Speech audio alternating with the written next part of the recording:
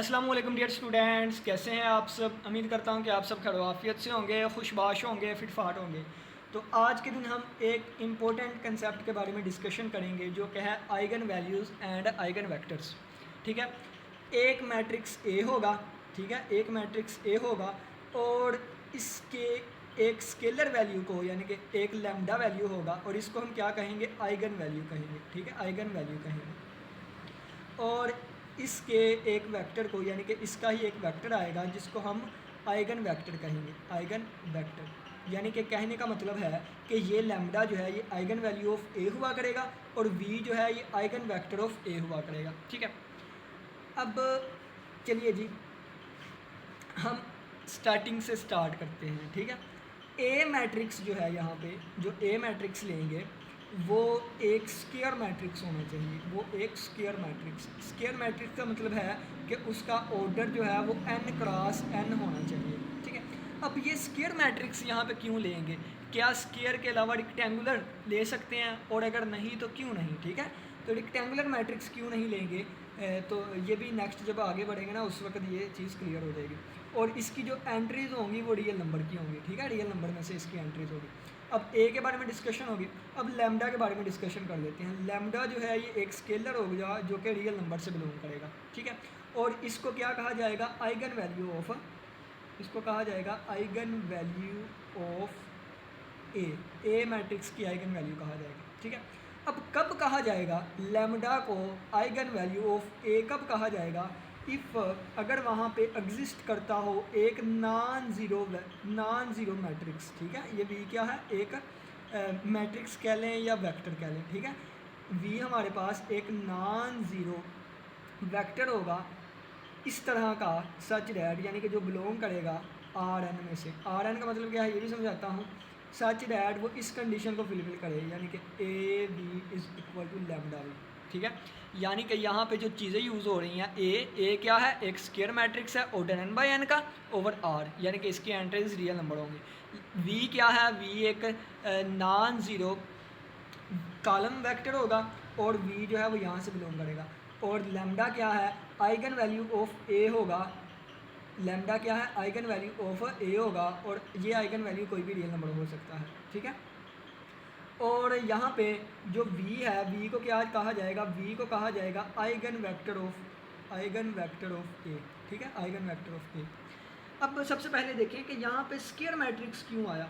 तो ये देखें v को हमने क्या कहा है, v को हमने कॉलम मैट्रिक्स कहा है। v को कौन सा मैट्रिक्स कहा है, v को हमने कॉलम मैट्रिक्स कहा है। ये होगा कॉलम मैट्रिक्स। ठीक है, कॉलम मैट्रिक्स होगा, कॉलम मैट्रिक्स। और कॉलम मैट्रिक्स का ऑर्डर कौन सा होता है, इसमें रोज़ जितनी मर्ज़ी हो जाए, फ़र्ज़ किया मैं n कह देता हूँ, रोज़ जितनी मर्ज़ी n हो जाए और इसका जो कॉलम होता है वो एक ही होता है। ठीक है, अगर मैं इसको ऑर्डर के हिसाब से लिखना चाहूँ तो v का ऑर्डर कितना आ जाएगा, v का ऑर्डर हमारे पास आ जाएगा n क्रॉस 1।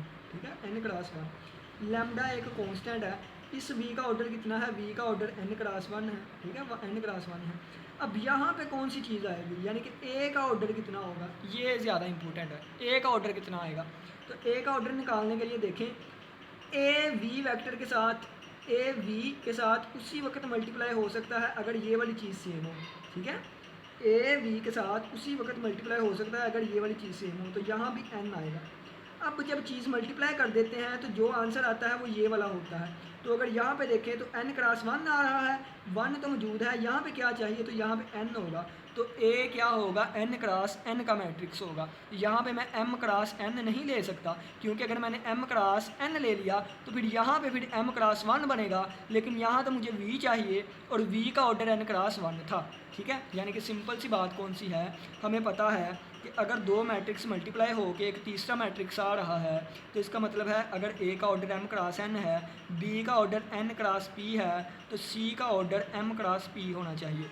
यानी कि अगर ये वाली चीज़ें सेम हैं तो इसका मतलब है ये दोनों आपस में मल्टीप्लाई हो सकते हैं। और मल्टीप्लाई करने के बाद जो ऑर्डर आता है वो ये वाला होता है एम पी। ठीक है, एम पी। बिल्कुल इसी तरह अगर मैं कहूँ A V is equal to lambda V, ठीक है, A V is equal to lambda V, तो वी का ऑर्डर कितना था, ये एक कॉलम मैट्रिक्स था, तो इसका मतलब इसका ऑर्डर कितना होगा, रोज़ जितनी मर्जी हो जाए लेकिन इसका कॉलम एक होना चाहिए। ठीक है, अब v जो है वो a से मल्टीप्लाई हो सके तो क्या कंडीशन है, ये वाली चीज़ें सेम होनी चाहिए, यानी कि इसके जो इसकी रोज़ जो है इसके कॉलम के इक्वल होना चाहिए। तो ये n क्रॉस यहाँ पे क्या नंबर आएगा, तो यहाँ पे नंबर लाने के लिए मुझे इसका ऑर्डर देखना पड़ेगा। इसका ऑर्डर कितना है, n क्रॉस 1 है, v का ऑर्डर आ गया n क्रॉस 1 है। तो ये देखें, ये चीज़ साबित करती है कि ये आपस में मल्टीप्लाई हो सकते हैं, और ये चीज़ बताती है कि इसका ऑर्डर कितना आएगा। तो इसका ऑर्डर n क्रॉस 1 आ रहा है, तो ये n क्रॉस 1, ठीक है। तो a का ऑर्डर n क्रॉस n आएगा, यानी कि ये लाजमी तौर पर एक स्क्वायर मैट्रिक्स होगा, ये एक रेक्टेंगुलर मैट्रिक्स नहीं हो सकता, ठीक है। अगर ये रेक्टेंगुलर मैट्रिक्स हुआ तो फिर यहाँ पे ऑर्डर बदल जाएगा, और यहाँ पे ऑर्डर बदला तो वो v रहेगा ही नहीं, ठीक है, वो एक v रहेगा ही नहीं। चलें जी, अब नेक्स्ट चलते हैं। नेक्स्ट देखें कि हमने कहा है कि v जो है वो ज़ीरो नहीं होना चाहिए, ठीक है, और इसको हम नाम देंगे eigenvector of A, eigenvector of A. और यहाँ पे कहा गया है कि v जो है वो Rn से बिलोंग करता है। Rn का मतलब क्या है, v बिलोंग्स टू Rn। तो Rn का मतलब क्या है, Rn को समझ लेते हैं। Rn का मतलब है कि इसमें हमारे पास आ जाएगा, आप कह लें x1 x2 so on xn तक, और यहाँ पे जो भी x i आ रहे हैं ये सारे रियल नंबर से बिलोंग कर रहे हैं, और i is in between n and 1, ठीक है।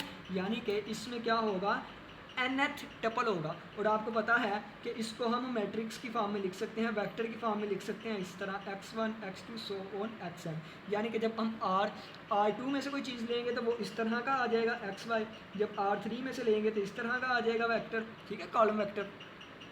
R4 में से लेंगे तो x1 x2 x3 x4 आ जाएगा। R5 में से लेंगे तो यानी कि वो इस तरह का आ जाएगा x1 x2 x3 x4 x5। तो एट द एंड कहने का मतलब क्या है कि v इसमें से बिलोंग करता है, तो इसका मतलब क्या है कि वो एक कॉलम मैट्रिक्स होगा, कॉलम मैट्रिक्स होगा, कॉलम मैट्रिक्स कह लें या कॉलम वेक्टर कह लें, ठीक है। क्योंकि आपको पता है कि रो वेक्टर को हम रो मैट्रिक्स को रो वेक्टर भी कहते हैं, और कॉलम मैट्रिक्स को कॉलम वेक्टर भी कहते हैं। तो यहाँ पे ये एज आ कॉलम मैट्रिक्स आएगा ना, तो इसको हम एज आ वेक्टर ट्रीट करेंगे, ठीक है। ये वाली चीज़ें यहाँ पे कवर हो गई। अब यहाँ पे देखें, हमें कंडीशन कौन सी दी गई है कि हम लैम्डा को आइगन वैल्यू उसी वक्त कहेंगे, और लैम्डा को आइगन वैल्यू उसी वक्त कहेंगे, और v जो कि नॉन ज़ीरो है इसको हम आइगन वेक्टर उसी वक्त कहेंगे। ए की आइगन वैल्यू लैम्डा और a का आइगन वेक्टर v उसी वक्त होगा अगर ये वाली कंडीशन जो है वो सेटिस्फाई होती है, ठीक है। अब इस वाली कंडीशन को ले, अब ये वाली कंडीशन है तो हमने क्या किया कि इस वाले को इधर उठा के ले आए, तो ये इज इक्वल टू ज़ीरो हो गया। अब अगर मैं कहूँ कि v कॉमन आ रहा है, v मैं कॉमन ले लूँ, तो ये v मैंने कॉमन ले लिया इक्वल टू ज़ीरो, तो ये चीज़ गलत हो गई। गलत क्यों हुई, क्योंकि ये एक मैट्रिक्स है, ये एक मैट्रिक्स है, और ये एक स्केलर है, ये एक स्केलर है। तो मैं कभी भी एक मैट्रिक्स में से एक नंबर माइनस नहीं कर सकता, ये गलत चीज़ होगी, ठीक है। तो मैं क्या करूँगा, मैं v को कॉमन लेने के लिए इसको किसी और तरीके से सोल्व करने की कोशिश करूँगा। मैंने क्या किया, ए वी माइनस लैम्डा, और मैं इस v को लिख सकता हूँ आई वी, क्योंकि मुझे पता है कि किसी भी मैट्रिक्स को आइडेंटिटी मैट्रिक्स से मल्टीप्लाई करवा दें तो उस पर फ़र्क नहीं पड़ता, ठीक है। तो मैंने अपनी तरफ से v को लिख दिया आई वी।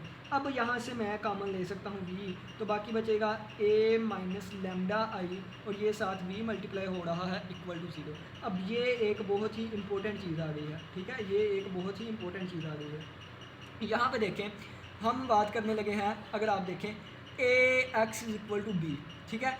अगर b की वैल्यू ज़ीरो, ये क्या है, ये नॉन होमोजीनियस है, ये क्या है, ये नॉन होमोजीनियस होता है, नॉन होमोजीनियस।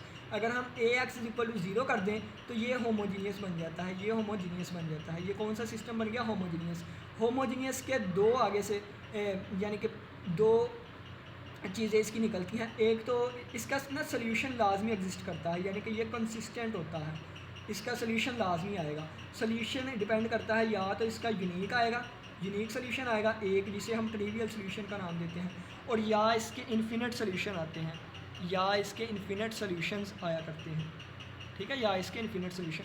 यूनिक सोल्यूशन कौन सा होगा, ज़ीरो वाला, यानी कि अगर मैं x की जगह ज़ीरो वेक्टर ले लूँ, x क्या है, एक हिसाब का ये भी एक मैट्रिक्स है, तो अगर x मैं ज़ीरो ले लूँ तो ये तो सोल्यूशन इसका लाजमी होगा, इसको ट्रिवियल सोल्यूशन का नाम दिया जाता है। लेकिन अगर मैं x को ज़ीरो के इक्वल ना लूँ तो फिर इसके सोल्यूशन फाइंड करूँ तो वो इन्फिनिट सोल्यूशंस निकलेंगे। कितने इन्फिनिट सोल्यूशंस निकलेंगे, ठीक हो गया ये वाला केस। अब देखें मैं दोबारा लिखने लगा हूँ ए एक्स इक्वल टू ज़ीरो। इसका मतलब क्या है? इसका मतलब है कि ए कोई मैट्रिक्स है, इसका मतलब है एक्स भी कोई मैट्रिक्स है और इज़ इक्वल टू ये ज़ीरो वाला भी एक मैट्रिक्स ही है। ठीक है, जैसे मैं आपको एग्जांपल के तौर पे बताऊँ, मैं कहूँ a1 x1 plus a2 x2 is equal to zero और यहाँ पे कह दूँ b1 x1 plus b2 x2 is equal to zero. इसको अगर मैंने मैट्रिक्स फॉर्म में लिखना हो तो कैसे आएगा? a1 a2 b1 b2 और यहाँ पे आ जाएगा क्या? x1 x2 और यहाँ पे इक्वल टू ज़ीरो ज़ीरो। ठीक है, ये क्या है? होमोजीनियस लीनियर इक्वेशंस को मैंने इस फॉर्म में लिख दिया, मैट्रिक्स फॉर्म में। ठीक है, यानी कि ये क्या बन गया? ये अगर इसको मैं ए का नाम दूँ, इसको मैं एक्स का नाम दूँ, तो ये इक्वल टू ज़ीरो, यानी कि ये वाली चीज़ है। ठीक है, ये वाली चीज़ आ गई। अब यहाँ पे देखें, यहाँ पे थोड़ा सा गौर करिएगा कि दो चीज़ें आती थी, या मैं x को ज़ीरो कह दूँ या x को नॉट इक्वल टू ज़ीरो। अगर तो मैं x को ज़ीरो कह दूँ तो ये इसका यूनिक सोल्यूशन यानी कि ट्रिवियल सोल्यूशन होता है, और अगर मैं x not equal to zero put करके बाकी सारे सोल्यूशंस फाइंड करना चाहूँ तो वो इन्फिनिट सोल्यूशन की फॉर्म में आएंगे। ठीक है, यहाँ पे मैं आपको समझाता हूँ, अच्छे से समझ आएगी। देखिए, A X is equal to zero है ना, A X is equal to zero है। यहाँ से दो पॉसिबिलिटीज़ बनती हैं, दो पॉसिबिलिटीज़ क्या? कि ए का इन्वर्स जो है वो ज़ीरो, ए का जो डिटर्मिनेंट होगा वो ज़ीरो के इक्वल भी आ सकता है और ज़ीरो के इक्वल नहीं भी आ सकता। ठीक है, यहाँ पे मैं दोनों पॉसिबिलिटीज़ ओपन करने लगा हूँ। जब ए का डिटर्मिनेंट ज़ीरो के इक्वल होगा, जब ए का डिटर्मिनेंट ज़ीरो के इक्वल नहीं होगा। फ़र्ज़ किया है कि मैं कहता हूँ ए का determinant not equal to zero. ठीक है, तो ये वाली चीज़ मैं नेक्स्ट पेज पे लेके चलता हूँ। हम कहाँ तक पहुँचे थे कि A X is equal to zero. यहाँ पे जो है वो हम क्या करने लगे हैं कि हो सकता है कि ए का डिटर्मिनेंट ज़ीरो के इक्वल हो और हो सकता है ए का determinant not equal to zero हो। अगर ए का डिटर्मिनेंट ज़ीरो के इक्वल हो गया तो इन्वर्स डज नॉट एग्जिस्ट। ठीक है, इन्वर्स एग्जिस्ट नहीं करता। और अगर ए का inverse not equal to zero आ जाए, यानी कि ये नॉन सिंगुलर हो, तो ये ए का इन्वर्स एग्जिस्ट करता है। ठीक है, ये वाला मैं केस उठाने लगा हूँ जब इन्वर्स एग्जिस्ट करता है। जब इन्वर्स एग्जिस्ट करता है तो A X is equal to zero, मैं दोनों तरफ इन्वर्स ले लूँगा, A inverse A X is equal to A inverse zero आ जाएगा। ठीक है, यानी कि ये ज़ीरो का मतलब क्या है? ज़ीरो मैट्रिक्स है। अब ये क्या बन जाएगा? आइडेंटिटी बन गया। Identity X is equal to A, ये क्या बन गया? ये ज़ीरो बन गया, क्योंकि कोई भी मैट्रिक्स ज़ीरो से मल्टीप्लाई ज़ीरो बन जाता है। यहाँ पे अगर आप देखें, यहाँ पे तो आई किसी से भी मल्टीप्लाई हो, आई ख़त्म हो गया दोबारा वो आ जाता है, तो यहाँ पे x is equal to zero आ गया। तो इस वाले सोल्यूशन को ट्रिवियल का नाम दिया जाता है, ट्रिवियल या यूनिक सोल्यूशन। यानी कि होमोजीनियस वाले केस में अगर ए का इन्वर्स एग्जिस्ट करता हुआ तो determinant not equal to zero होता है, तो इसका मतलब क्या है कि वो ट्रिवियल सोल्यूशन यानी कि यूनिक एक सोल्यूशन आता है जो कि ज़ीरो ज़ीरो वाला होता है। अगर हमने ज़ीरो के अलावा वाले इन्फिनिट सोल्यूशंस फाइंड करने हैं तो फिर हम क्या करेंगे? ए के डिटर्मिनेंट को not equal to zero put करेंगे, क्योंकि अभी मैं आपको बता के आया हूँ कि होमोजीनियस वाला कंसिस्टेंट होता है, यानी कि यूनिक सोल्यूशन आता है या इन्फिनिट सोल्यूशंस आते हैं। यूनिक सोल्यूशन जब x is equal to zero और इन्फिनिट सोल्यूशन कब? जब x not equal to zero रखेंगे। ठीक है, तो यहाँ पे देखिए मैंने दोनों केस बता दिए कि जब a का determinant not equal to zero होगा, इन्वर्स एग्जिस्ट करेगा, दोनों तरफ इन्वर्स लेंगे, x is equal to zero आ जाएगा, ये ट्रिवियल यूनिक सोल्यूशन होगा जो कि इसको सेटिस्फाई करता है। और अगर फ़र्ज़ किया है कि मैंने और सोल्यूशंस फाइंड करने हैं तो ए का डिटर्मिनेंट नॉट इक्वल टू यानी कि इक्वल टू ज़ीरो रखूँगा। ठीक है, इन्वर्स एग्जिस्ट नहीं करेगा तो फिर यहाँ से और बहुत सारे सोल्यूशंस निकल कर आएंगे। ठीक है, तो इसका मतलब क्या है कि अगर मैंने और सोल्यूशंस फाइंड करने हो, यहाँ पे लिखूँगा इन्फिनिट सोल्यूशंस, इस केस में इन्फिनिट सोल्यूशंस निकलते हैं। ठीक है, इन्फिनिट सोल्यूशन। अब यहाँ पे दोबारा वापस आएँ, दोबारा हमारे पास ये वाली चीज़ बनी थी ए माइनस लैम्डा आई बी। ठीक है, ए माइनस लैम्डा आई बी, यहाँ पर मैं दोबारा लिख देता हूँ। मेरे पास क्या चीज़ बनी थी? मेरे पास बनी थी ए माइनस लैम्डा आई बी। अगर हम देखें तो ये क्या है? एक मैट्रिक्स से दूसरा मैट्रिक्स फाइंड करूँ तो ये एक मैट्रिक्स ही है ना। ठीक है, और ये क्या है? ये यानी कि ये ए एक्स इक्वल टू ज़ीरो वाली फॉर्म है, ए एक्स इक्वल टू ज़ीरो वाली फॉर्म, यानी कि इसमें भी क्या होगा? या यूनिक सोल्यूशन आएगा, या यूनिक सोल्यूशन आएगा या इन्फिनिट सोल्यूशन आएंगे, इन्फिनिट। अब यूनिक सोल्यूशन क्या है? यूनिक सोल्यूशन का मतलब है कि ये ए के साथ जो x है वो ज़ीरो होना चाहिए। यूनिक सोल्यूशन का मतलब क्या है? ए के साथ x जो है वो ज़ीरो होना चाहिए, यानी कि यूनिक सोल्यूशन का मतलब है कि इस मैट्रिक्स के साथ ये जो है ये ज़ीरो होना चाहिए। लेकिन मैं स्टार्टिंग में क्या किया कि इसको आइगन वेक्टर का नाम देते हैं, इसको आइगन वेक्टर का नाम देते हैं, और ये नॉट इक्वल टू ज़ीरो होता है, यानी कि मैं फिर इस तरफ नहीं जाऊँगा। मैंने v not equal to zero कहना है तो मैं फिर दूसरी तरफ जाऊँगा जब इन्फिनिट सोल्यूशन एग्जिस्ट करेंगे, और इन्फिनिट सोल्यूशन एग्जिस्ट करने के लिए मुझे a का mod is equal to zero रखना पड़ेगा, यानी कि फिर ये वाली चीज़ को ज़ीरो ज़ीरो के इक्वल रखना पड़ेगा। ठीक है, इस वाली चीज़ को ज़ीरो के इक्वल रखना पड़ेगा। अब यहाँ से मेरे पास आइगन वैल्यूज़ आया करेंगी। ठीक है। यहाँ से मेरे पास क्या आया करेगी, आइगन वैल्यूज़ आया करेगी, ठीक है। फॉर यानी कि लैम्डा की वैल्यूज़ यहाँ से निकल के आएंगी। देखें ना, ए क्या है, एक मैट्रिक्स है जिसमें रियल नंबर्स होंगे, क्योंकि मैंने कहा था ये रियल नंबर्स होंगे। इसमें स्टार्टिंग में बताया था कि A is a square matrix over reals. I क्या है, आइडेंटिटी मैट्रिक्स है, ठीक है। तो एट द एंड जब इनको सोल्व करेंगे, ए माइनस ए, इस मैट्रिक्स को माइनस करेंगे तो ए का मैट्रिक्स ही आएगा, लेकिन उसमें लैम्डा भी होगा। तो जब इसका मोड लेंगे तो एट द एंड लैम्डा में कोई इक्वेशन बन जाएगी और लैम्डा की वैल्यूज़ निकल आया करेंगी। अब ये लैम्डा की वैल्यूज़ जब मैं इसमें पुट करूँगा तो फिर वी की वैल्यू जो निकल के आएगी उसको आइगन वेक्टर कहते हैं। ये कंसेप्ट क्लियर हुआ। एग्जाम्पल लेके चलते हैं, वहाँ से हमें अच्छे तरीके से समझ आएगी, ठीक है। दोबारा समझ लें, यानी कि स्टार्टिंग से लेके एंड तक मैंने सारा कंसेप्ट समझा दिया। जहाँ से समझ नहीं आई आप वीडियो पीछे करके देख सकते हैं। अब हम एक एग्जांपल लेके चलते हैं, वहाँ से समझ आएगी हमें, ठीक है। एक एग्जांपल है, example mathematically method by S M Yusuf की बुक से है। एग्जांपल नंबर 15 पेज नंबर 301 है और ए मैट्रिक्स हमें दिया गया है कितना, 1 1 -2 4 स्क्वायर मैट्रिक्स है। इसकी हमने आइगन वैल्यू और आइगन वेक्टर जो है वो फाइंड करना है इस मैट्रिक्स का। सबसे पहले देखें कि क्या कंडीशन है हमारे पास, A V is equal to lambda V. यहाँ पे लैम्डा क्या है, आइगन वैल्यू होगी, यानी कि मैं लिख भी देता हूँ, लैम्डा क्या है, आइगन वैल्यू होगी, आइगन वैल्यू होगी।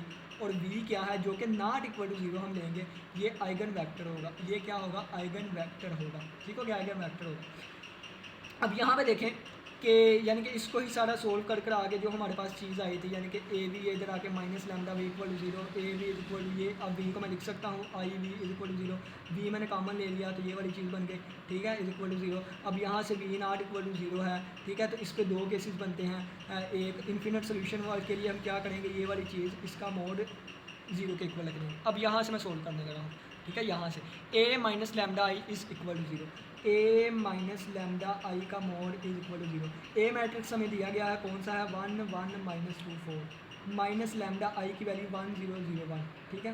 और ये इसका मोड और इज इक्वल टू 0। यहाँ से देखे 1 माइनस यानी कि 1 1 -2 4 और ये मैं लैम्डा को अंदर मल्टीप्लाई कर दूँगा, लैम्डा 0 0 लैम्डा, ठीक है। और इसका मोड और इक्वल टू 0 माइनस करूँगा, डायरेक्ट कर दूँगा, 1 minus lambda 1 minus lambda 1 minus 0 1 ही आ गया, -2 -0 -2 ही आ गया, 4 माइनस लैम्डा, ठीक है। और इस वाले का मोड यानी कि ये इस तरह आ जाएगा, ठीक है, इस वाले और इक्वल टू 0। और ये इस तरह लिखने के बजाय मैं इस तरह लिख दूँ तो बेहतर है, यानी कि इसका डिटर्मिनेंट इस तरह ब्रैकेट लगा दूँ तो ये बेहतर है, इस तरह लिखना डिटर्मिनेंट, ठीक है। वैसे आप इस तरह भी ठीक लिख सकते थे, क्योंकि ए मैट्रिक्स का मतलब ए मैट्रिक्स और इसका मोड, ठीक है। अब जब इसका मैं डिटर्मिनेंट लूँगा तो ये क्या होगा, अब ये बार लगी हुई है, यानी कि लाइन्स लगी हैं। डिटर्मिनेंट इसको इससे मल्टीप्लाई माइनस इसको इससे, तो ये आएगा minus lambda multiply by 4 minus lambda, और ये फार्मूले वाला माइनस, और ये 1 -2 मल्टीप्लाई बाई 1 और इक्वल टू 0। ये मल्टीप्लाई करवाया तो 4 minus lambda minus 4 lambda minus minus plus lambda square minus minus plus 2 equal to 0। ये लैम्डा स्क्वायर माइनस 5 लैम्डा और ये 6 बन गया इक्वल टू 0। अब इसको सोल्व करता हूँ, जब इसको मैंने सोल्व किया तो बन गया लैम्डा स्क्वायर माइनस 5 लैम्डा और प्लस 6 इक्वल टू 0। इसके जोड़े में आगे देखूँ तो ये बनते हैं 3 और 2, ठीक है। ये हमारे पास इसके जोड़े बन गए और यहाँ से मैंने लैम्डा कॉमन लिया, लैम्डा -3, और यहाँ से -2 कॉमन लिया, लैम्डा +6। तो ये लैम्डा और 2 हमारा मिक्स हो रहा है, तो मैं 2 ऐसे यूज़ करूँगा, 2 मैं इस तरह यूज़ कर लूँगा और लैम्डा इस तरह, ठीक है। तो ये हमारे पास लैम्डा ये 2-3 बार चेंज था, ठीक है। और ये माइनस साइन भी तो मैंने कॉमन लिया, तो ये लैम्डा -3 कॉमन आ गया, बाकी क्या बच गया, लैम्डा -2 और इक्वल टू 0। यहाँ से या ये इक्वल टू 0 क्योंकि ये रियल नंबर है, और या ये इक्वल टू 0, ठीक है। यहाँ से लैम्डा की वैल्यू आ गई 3 और यहाँ से लैम्डा की वैल्यू आ गई 2। ये दोनों हमारे पास आइगन वैल्यूज़ आ गई, क्या आ गई, आइगन वैल्यूज़ आ गई, lambda equal to 2 and lambda equal to 3। अब आप चाहें तो इन वैल्यूज़ को यहाँ पे पुट करके सोल्व कर लें, या फिर आप चाहें तो इनको यहाँ पे पुट करके सोल्व कर लें। एट द एंड यहाँ से भी वी वेक्टर आएगा, एट द एंड यहाँ से भी वी वेक्टर आएगा। आप जहाँ से मर्जी इसको रख के आप इसको सोल्व कर सकते हैं। तो मैं दोनों जगह रख के ना इस 2i वैल्यू को सोल्व करके आपको दिखाता हूँ। हमारे पास क्या बना था, a माइनस लैम्डा आई और v इज इक्वल टू 0। और ये चीज़ कहाँ से बनी थी, ये वाली चीज़ हमारे पास मिलके बनी थी a v is equal to lambda V वाले से, ठीक है। ये वाली यहाँ से बनी थी और हमारे पास आइगन वैल्यू एक 2 आ गई है और एक 3 आ गई है, ठीक है। मैं फ़र्ज़ किया आइगन वैल्यू 2 लेके चलता हूँ, आप चाहें इससे सोल्व कर लें, इससे सोल्व कर लें, ठीक है। पहले हम ऊपर वाले से सोल्व करते हैं। तो A V is equal to lambda की वैल्यू 2 आ गई, 2 लैम्डा, ठीक है। अब ए की वैल्यू क्या थी, ऊपर लिखी हुई है, तो मैं वहाँ से देख लेता हूँ। ए की वैल्यू थी 1 1 माइनस 2 1 1 माइनस 2 4, ये मैंने इसकी लिख दी। अब v की वैल्यू क्या है, v कोई भी वेक्टर हो सकता है, मैं v1 v2 कह देता हूँ, ठीक है। Is equal to 2 multiply by, ये लैम्डा नहीं, यहाँ पे v आएगा, ठीक है, क्योंकि लैम्डा की जगह 2 पुट किया था, तो ये 2 मल्टीप्लाई बाय आ गया v1 और v2, ये वाली चीज़ आ गई हमारे पास। अब यहाँ से देखें, ये अंदर मल्टीप्लाई कर दीजिए, क्या बन गया v1 और ये प्लस v2 बन गया, प्लस v2 और इक्वल टू कितना बन गया, 2 को अंदर मल्टीप्लाई कर दें और ये बन गया -2v1 और ये +4v2, और ये मैट्रिक्स आ गया और इज इक्वल टू ये बन गया यहाँ पे 2v1 और 2v2, ठीक है। ऊपर वाली को ऊपर वाले से कंपेयर करूँ तो ये वाली चीज़ बन गई, ठीक है। नीचे वाले को नीचे वाले से कंपेयर करूँ तो ये वाली चीज़ बन गई हमारे पास 2v2, ठीक है। ये वाली चीज़ें आ गई। अब देखें यहाँ पे इसको हमने सोल्व करना है, यानी कि v1 और v2 की वैल्यूज़ फाइंड करनी है, ठीक है। ये 4 है। हम क्या करते हैं कि हम ना ऊपर वाली को ना 2 से मल्टीप्लाई कर देते हैं, इसको 2 से मल्टीप्लाई करके नीचे लिखते हैं 2v1 plus 2v2 equal to 2 bar 4v1 बन गया। अब ये प्लस कर दें आपस में, इसको प्लस किया तो ये इससे कैंसिल हो गया, 4 जमा 2 6v2 इक्वल टू 4 जमा 2, बल्कि ये नहीं ऐड होंगे, ये v2 में है, ये v1 में है, ठीक है। ये v2 में है, ये v1 में है, तो ये हमारे पास आ गया कितना कि 4v1 और प्लस 2v2 आ गया, ठीक है। ये इधर आगे माइनस हुआ तो 6v2 minus 2v2 is equal to 4v1, तो ये कितना बन गया 4v2 और इज इक्वल टू 4v1, 4 4 से कैंसिल हो गया, v2 is equal to v1 आ गया।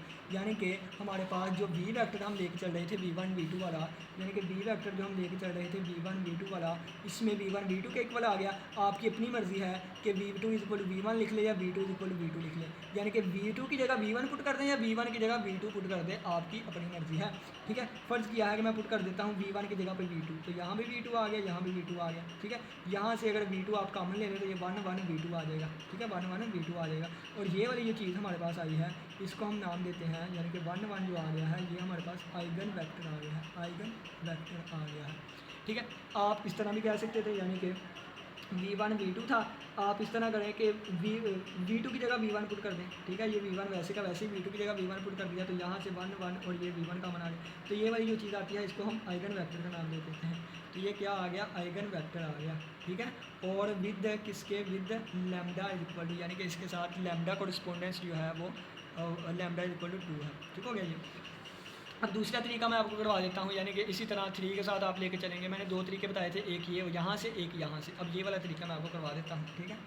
अच्छा, एक और मज़े की बात, इन वाली चीज़ों को आप जैसे मर्जी सोल्व करें, आपकी अपनी मर्ज़ी, यानी कि इसको आप गाज जॉर्डन के ज़रिए, आप गाज एलिमिनेशन के ज़रिए, आप जिस तरह भी जो भी मेथड आप एट द एंड क्या फाइंड करना है, हमने v1 और v2 की वैल्यूज़ फाइंड करनी है। तो आपने पढ़ा तो है बचपन में 9th क्लास में पहली दफ़ा ये सीख के आए थे, यानी कि ये आप v1 v2 की वैल्यूज़ फाइंड कर सकते हैं। तो मैंने तो सिंपली लीनियर इक्वेशन को जैसे सोल्व करते हैं वैसे ही करते हैं। अच्छा, एक और के बाद यहाँ से भी आप वैल्यूज़ निकाल सकते थे। देखें, ये v1 उधर जाकर माइनस हो गया, तो क्या बन गया 2v1 माइनस v1। तो मैंने यानी इतना लंबा किया, ये डायरेक्ट यहाँ से भी वैल्यूज़ निकल सकती है, ठीक है। ये लेंथी करने के प्रोसेस की जरूरत ही नहीं।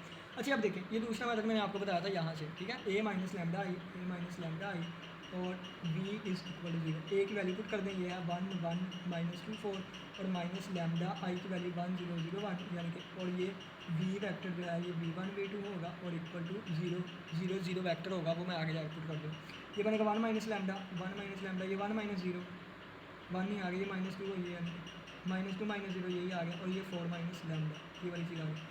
और इसके साथ मल्टीप्लाई हो रहा है क्या v1 v2, और ये हमारे पास आ गया है इक्वल टू 0,0। लैम्डा की वैल्यू 2 पुट कर दें, ठीक है। जब लैम्डा की वैल्यू 2 पुट की तो ये 2 माइनस ये 1 माइनस लैम्डा की वैल्यू 2 है, ये 1 आ गया, ये -2 आ गया, ये 4 माइनस लैम्डा की वैल्यू 2 है, ये आ गया v1 v2 और ये आ गया इक्वल टू 0,0।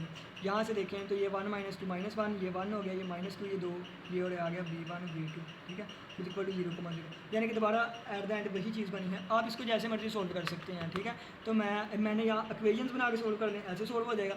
इक्वेशंस नहीं बनानी तो आप इस तरह करें कि ये माइनस है ना, यानी कि ये वाली चीज़ है ना हमारे पास, तो आप इसको इस तरह सोल्व कर लें कि ये -1 1 -2 और 2, और ये इसको अगर हमने सोल्व करना है तो इस पर ऑपरेशन लगा दें, यानी कि इसको +1 करने के लिए 1, यानी कि इसको +1 करने के लिए माइनस से मल्टीप्लाई कर दें, तो ये 1 - 1 हो गया, और ये क्या हो जाएगा, आप इसको ऐसे ही रहने दें, ठीक है। इसको 2 से मल्टीप्लाई करके इसमें ऐड कर दें, यानी कि तो वो हमारे पास आ जाएगा क्या 2 - 2, यानी कि 2 - 2 0, यानी कि ये ऊपर वाला वैसे ही रहा, और इसको 2 से मल्टीप्लाई किया था ना, 2 माइनस 2 0, यानी कि ये वाली चीज़ आ गई। और यहाँ से अगर आप देखें तो क्या आएगा, इसके साथ v1 v2 मल्टीप्लाई हो रहा है और इज इक्वल टू 0,0 है।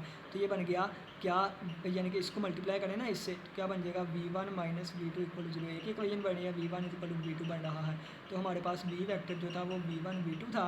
तो हमारे पास आप जिसकी जगह मर्जी पुट कर दें, तो v1 तो ये v1 कॉमन आ गया, 1 1 और v1 जैसे मर्जी सोल्व कर सकते हैं। ये आइगन वेक्टर आ गया, ठीक है, 1 1 क्या आ गया, आइगन वेक्टर आ गया, आइगन वेक्टर आ गया। अब ये देखें यहाँ पे एक और इम्पोर्टेंट बात कि ये जो हमारे पास वेक्टर आया है ना, ठीक है, बाकी जो भी वेक्टर्स आएंगे ना आइगन वेक्टर्स, ठीक है, वो इसके स्केलर मल्टीपल होंगे। यानी कि बाकी जो भी आइगन वेक्टर्स आएंगे ना वो सारे इसके स्केलर मल्टीपल होंगे। यानी कि ये जो चीज़ आई है ना, इसको हम और भी किसी से मल्टीप्लाई करके लिख सकते थे। आइगन वेक्टर एक नहीं, और भी बहुत सारे आ सकते हैं, ठीक है, डिपेंडिंग अपॉन योर माइंड, ठीक है, सिचुएशन। तो ये हमारे पास यानी कि जो भी आएंगे ना वो इसका स्केलर मल्टीपल ही होगा। यानी कि वो 2 2 आ सकता है, ठीक है, क्योंकि ये 2 को मल्टीप्लाई हो रहा है इसके साथ, ठीक है, इस तरह। और ये एट द एंड v1 का स्केलर मल्टीप्लिकेशन है ना, मल्टीपल है। अब v1 एट द एंड क्या है, एक वेरिएबल था, अगर इसकी वैल्यू 1 रखूँगा तो यही आ जाएगा, 2 रखूँगा तो कोई और आ जाएगा, 3 रखूँगा कोई और, 4 रखूँगा कोई और, 5 रखूँगा कोई और, 6 रखूँगा कोई और। यानी कि बाकी जो भी आइगन वेक्टर्स आएंगे वो इसके मल्टीपल होंगे। यहाँ पे एक इंपॉर्टेंट बात जो है, यहाँ पे एक आइगन स्पेस आएगी, आइगन स्पेस जो आएगी उसको हम E2 से नाम देंगे। अब E2 का मतलब क्या, 2 इसकी लैम्डा वाली वैल्यू है, ठीक है। E2 आइगन स्पेस आएगी जो कि जनरेटेड बाय होगी इस 1 1 से, ठीक है, जनरेटेड बाय 1,1, ठीक है। यानी कि एक पूरी स्पेस बनेगी जो कि जनरेटेड बाय 1,1 वाले वेक्टर से। इसी तरह आप 3 के लिए लेके चल सकते हैं, 3 वाला मैं नहीं करवाऊंगा, 3 वाला आप खुद ही करेंगे, ठीक हो गया। यानी कि आइगन वैल्यू 3 रख के ना ये इस तरह सोल्व कर सकते हैं या इस तरह सोल्व कर सकते हैं। नेक्स्ट है हमारे पास mathematical method by S M Yusuf की पेज नंबर 302 पे एग्जाम्पल नंबर 16 है, उसको हम थोड़ा सा देख लेते हैं। एग्जाम्पल नंबर 16 जो है इसमें 3 by 3 का मैट्रिक्स दिया गया है। ए मैट्रिक्स में दिया गया है 2 2 1 और 1 3 1 और 1 2 2, ये वाला मैट्रिक्स में दिया गया है, ठीक है। तो सबसे पहले देखें क्या हम फाइंड करेंगे, a माइनस लैम्डा आई, इसका मोड इक्वल टू 0 रखेंगे तो ये बन जाएगा हमारे पास a की वैल्यू 2 और 2 1 1 3 1 1 2 2 है, और माइनस लैम्डा डायरेक्ट मल्टीप्लाई कर देता हूँ, लैम्डा 0 0 और 0 लैम्डा 0 0 0 लैम्डा, ये वाली चीज़ आ जाएगी, और इसका मोड, ठीक है, और इज इक्वल टू 0। यानी कि ये क्या बन जाएगा, 2 माइनस लैम्डा, ये 2 माइनस 0, ये 2 1 वैसे ही, ये 1 ये 3 माइनस लैम्डा बन जाएगा, ये 1 वैसे ही, और ये 1 माइनस ये 1 वैसे ही, और ये 2 वैसे ही, और ये 2 माइनस लैम्डा बन जाएगा, और इसका मोड इक्वल टू 0। अब मोड को कैसे एक्सपेंड करते हैं ये आपको आता होगा, तो मैं क्या करता हूँ, इसको ना थोड़ा सा सिंप्लीफाई कर लेता हूँ ताकि मेरे लिए इसको सोल्व करना जो है वो आसान हो जाए, ठीक है, इसको सोल्व करना आसान हो जाए। तो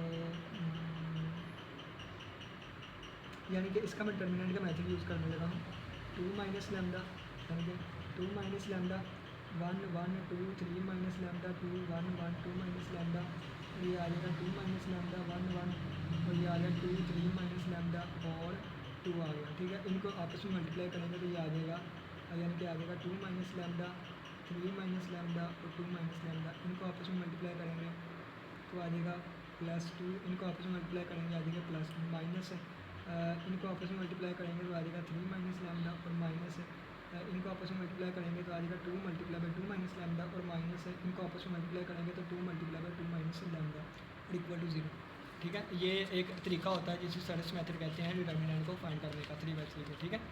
तो ये हमारे पास आएगा, यानी कि इसको ना मैं सोल्व करके ना बल्कि सामने ही करता हूँ, एक 2 माइनस लैम्डा, यहाँ से नेगेटिव साइन कॉमन ले लिया, ये आ गया, यानी कि 3 2 बार 6 और -3 लैम्डा -3 लैम्डा -2 लैम्डा -5 लैम्डा और प्लस लैम्डा का स्क्वायर, और ये 2 जमा 2 4 हो गया, और ये -3 प्लस लैम्डा हो गया, और ये -4 और 2 माइनस लैम्डा हो गया और इक्वल टू 0 आ गया। और ये अगर हम देखें तो ये हमारे पास बन गया, 2 को अंदर मल्टीप्लाई करेंगे तो 2 6 बार 12 -10 लैम्डा प्लस 2 लैम्डा स्क्वायर और -6 लैम्डा और माइनस प्लस लैम्डा स्क्वायर और माइनस लैम्डा क्यूब बन गया। ये +4 -3 प्लस लैम्डा माइनस 4 2 बार 8 प्लस 4 लैम्डा इक्वल टू 0 आ गया, ठीक है। इसमें अगर हम देखें तो ये बन गया, ये इसका आंसर आ गया 1 और 1 -8 -7 और 12 -7, ठीक है, ये 12 हो गया और ये -7 हो गया। अब देखें कि ये -λ³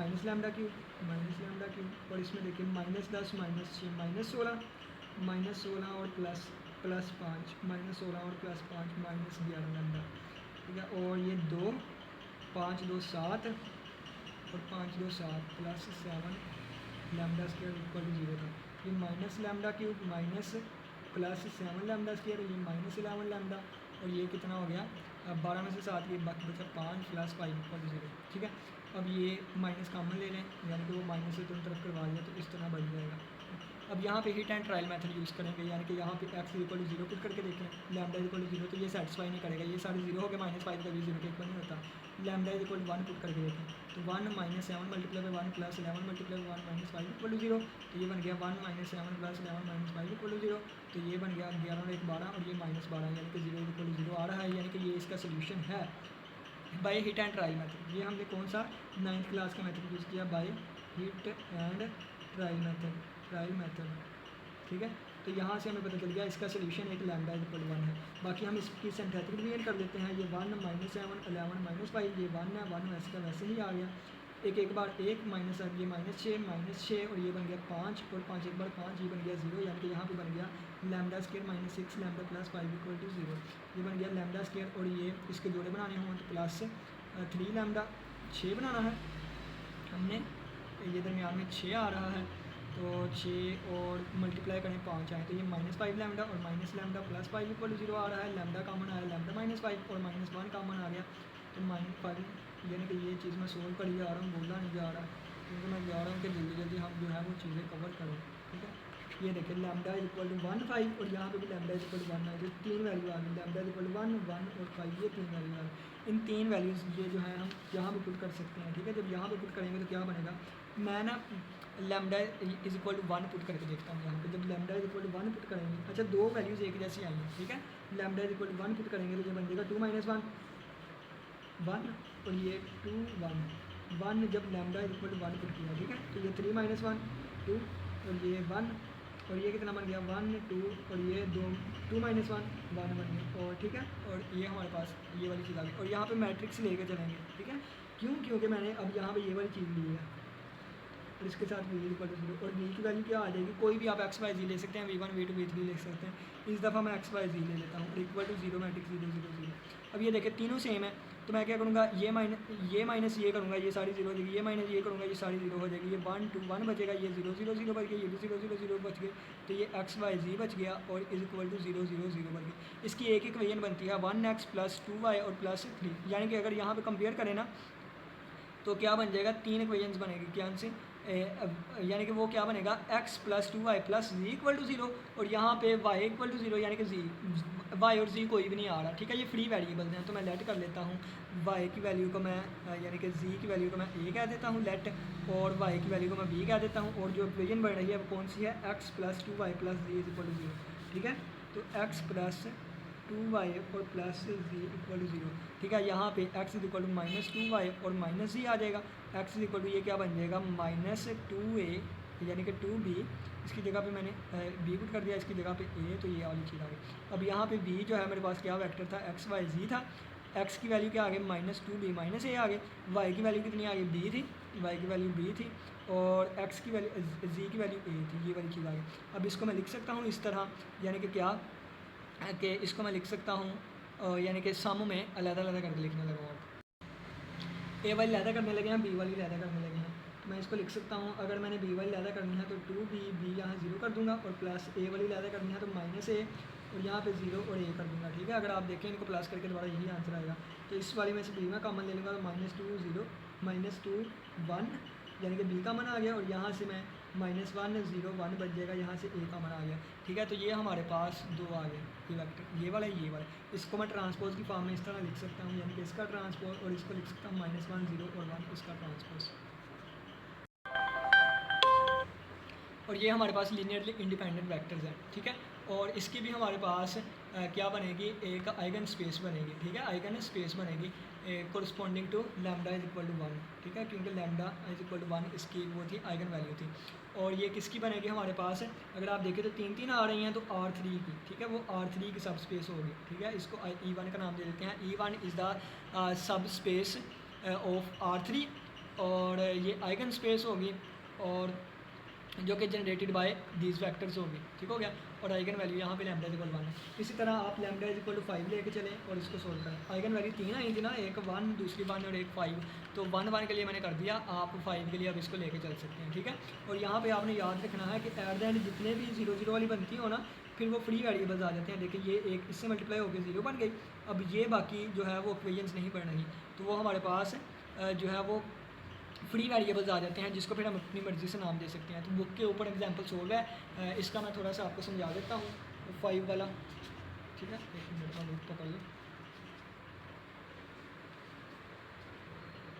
बुक आ जाए जी ले जी। अब यहाँ पे उन्होंने आइगन वैल्यू जो है वो 5 रख लिया, ठीक है। जब 5 रखी तो उन्होंने क्या किया है कि वो 5 पुट करके डायरेक्ट मैट्रिक्स बना लिया, x1 x2 x3 और ये 0 0 0। अब उन्होंने क्या किया है, इस पर रो ऑपरेशन लगाते गए हैं लगाते गए हैं लगाते गए हैं, आप भी इसको लगाई जाइएगा row operation, at the end ये वाली चीज़ बन गई है, ठीक है। ये चीज़ बनने के बाद अगर आप देखें तो ये सारी 0 0 बन गई है। यहाँ पे z जो है या x3 आ रहा है यहाँ पे, तो x3 फ्री वेरिएबल होगा और इसको हम लेट कर लेंगे कोई भी t कह लें, u कह लें, जो मर्जी कह लें। यहाँ पे उन्होंने एक नाम दिया हुआ है, तो यहाँ से x2 plus x3 is equal to 0 बनता है, तो x3 की जगह पे a आ जाएगा, यानी कि x2 plus x3 is equal to 0। ये x3 उधर जाकर माइनस का हो जाएगा, इसकी वैल्यू a हमने लेट की है, तो ये माइनस a बन जाएगा। इसी तरह x1 को देखें तो x1 minus 2 x2 plus x1 minus 2 x2 और प्लस x3 इक्वल टू 0, ये इक्वेशन बनती होगी, ठीक है, यानी कि ये वाली जो बन रही है। तो ये उधर जाके क्या बन जाएगा, अब इसको यहाँ पे मैं सोल्व भी नहीं कर सकता। अब ये देखें इसकी वैल्यू क्या आ रही है, x2 की वैल्यू आई है माइनस ए, ये minus minus plus plus 2a, और इसकी वैल्यू कितनी आई है a, ठीक है, plus 2a plus a plus 3a, और ये उधर जाकर माइनस 3a, ये x1 की वैल्यू आ गई। इसको हमने x1 x2 x3 लिख लिया, x1 की वैल्यू ये है, x2 की ये है, x3 की ये है, माइनस a कॉमन ले लिया, आप चाहें तो ये भी कॉमन 3 1 माइनस 3, ठीक है। अब बाकी जो भी आइगन वैक्टर्स होंगे ना उसके स्केलर मल्टीपल होंगे, तो hence an eigenvector corresponding to lambda is equal to 5, ये हमारे पास आ गया, ठीक है। तो इस तरह आप इसको आगे प्रोसीड कर सकते हैं। उम्मीद करता हूँ कि आज की लेक्चर की समझ आई होगी। आज हमने थोड़े से वक्त में मैक्सिमम चीज़ें जो है इसको करने की कोशिश की। किसी बच्चे को कोई भी क्वेश्चन हो तो लाजमी पूछिएगा। तो इसी के साथ इजाज़त दें, अपना बहुत सा ख्याल रखिएगा। अल्लाह हाफिज़, अल्लाह निगहबान।